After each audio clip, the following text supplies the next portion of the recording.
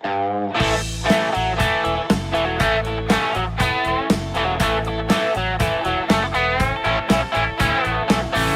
សង្សារមួយ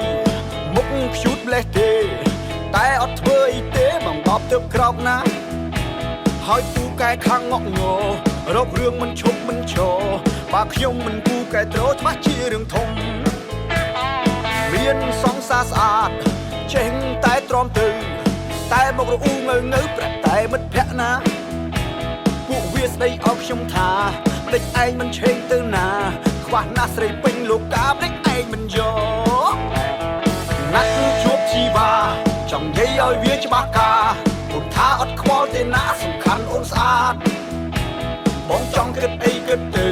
ចង់បែកឬក៏ចង់ងើពេលនេះក្នុងចិត្តវាពើសំខាន់អូនស្អាត